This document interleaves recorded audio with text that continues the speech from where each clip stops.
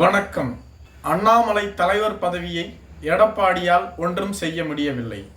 மீண்டும் பாரதிய ஜனதா கட்சியின் தலைவராகும் அண்ணாமலை அவர்களினுடைய தலைவர் பதவியை பறித்தால் மட்டுமே அதிமுக பாரதிய ஜனதா கட்சியோடு கூட்டணி அமைக்கும் என அதிமுக தரப்பிலிருந்து பாரதிய ஜனதா கட்சிக்கு அழுத்தம் கொடுக்கப்பட்டது. மேலும் தமிழகத்தில் அதிமுக பாரதிய ஜனதா கட்சியின் கூட்டணி உருவாக வேண்டும் என்றால் தமிழக பாரதிய ஜனதா கட்சியின் தலைவராக அண்ணாமலை இருந்தால் சரிவராது. அண்ணாமலை தொடர்ந்து எங்கள் கட்சியினுடைய முக்கிய தலைவர்களை சாடி பேசி வந்தார். அது மட்டும் இல்லாமல் எங்கள் கட்சியின் பொதுச் செயலாளரான திரு எடப்பாடி பழனிசாமி அவர்களையே ஒருமையில் விமர்சித்துள்ளார். இவை அனைத்தும் எங்கள் கட்சிக்கு மிகப்பெரிய அதிர்ச்சியை ஏற்படுத்தி இருந்தது. எங்களோடு கூட்டணி அமைத்து 2021ஆம் ஆண்டு நடைபெற்ற சட்டமன்ற தேர்தலில் 5 இடங்களை வெற்றி பெற்றிருந்தீர்கள். அப்படி இருக்கும் பொழுது எங்கள் கட்சியை எப்படி விமர்சிக்கலாம் என அனைவரும் கேள்வி எழுப்பி இருந்தார்கள். இதுபோன்ற சூழ்நிலையில்தான் வரும் 2026ஆம் ஆண்டு நடைபெறவுள்ள சட்டமன்ற தேர்தலில் அதிமுக பாரதிய ஜனதா கட்சி கூட்டணி உருவாக்கப்பட வேண்டும் என பாரதிய ஜனதா கட்சியினுடைய மத்திய தலைமை மற்றும் அதிமுகவினுடைய கொங்கு மண்டல தலைவர்கள் விரும்புகிறார்கள். இதற்கு எடப்பாடி அவர்கள் வைத்த ஒரே நிபந்தனை, அதிமுக பாரதிய ஜனதா கட்சியோடு கூட்டணி அமைக்க எந்த விதத்திலும் தயக்கம் காட்டவில்லை, ஆனால் தமிழகத்தினுடைய தலைவர் அண்ணாமலையை மாற்ற வேண்டும் என்பது மட்டுமே. இதனால் தமிழகத்தின் சுமூகமான கூட்டணியை உருவாக்கி கொள்வதற்காக தமிழக பாரதிய ஜனதா கட்சியின் மாநில தலைவரை மாற்றலாமா என்ற ஒரு திட்டத்தில் பாரதிய ஜனதா கட்சி இறங்கியது.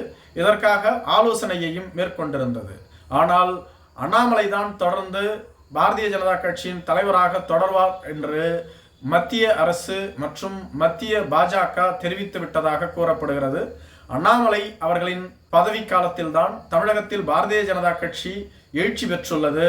அண்ணாமலை அவர்களால் தான் தமிழகத்தில் பாரதிய ஜனதா கட்சி சொல்லிக்கொள்ளும் வாக்கு வங்கியையும் பெற்றுள்ளது.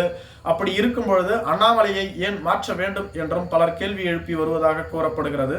மோடியினுடைய ஆதரவு அண்ணாமலைக்கு பரிபூர்ணமாக உள்ளது என்றும் சொல்லப்பட்டு வருகிறது. அமித்ஷா மட்டுமே இடையில் அண்ணாமலையினுடைய தலைவர் பதவியை பற்றி சந்தேகம் எழுப்பியதாக கூறப்படுகிறது. ஏனெனில் 18வது மக்களவை தேர்தலில் அதிமுக பாரதிய ஜனதா கட்சி கூட்டணியை அமைத்திருந்தால் 10லிருந்து 15 தொகுதிகளை வென்றிருக்கும். அது நடைபெறாமல் சென்றதற்கு முக்கிய காரணமே அண்ணாமலை தான். அண்ணாமலை அவர்கள் நாம் 20 தொகுதிகளுக்கு மேல் வெற்றி பெறுவோம் என பாரதிய ஜனதா கட்சியிடம் கூறியிருந்தார். மேலும் பாரதிய ஜனதா கட்சி 20% வாக்கிற்கு மேல் பெறும் என்றும் கூறியிருந்தார். குறிப்பாக கோயம்புத்தூர், நீலகிரி, தென் சென்னை, தேனி, திருச்சி, ராமநாதபுரம், திருநெல்வேலி, கன்னியாகுமரி போன்ற இடங்களில் பாரதிய ஜனதா கட்சி வெல்வதற்கான வாய்ப்பு அதிகமாக உள்ளது என்றும் கூறியிருந்தார்கள். ஆனால் நடந்ததோ வேறு.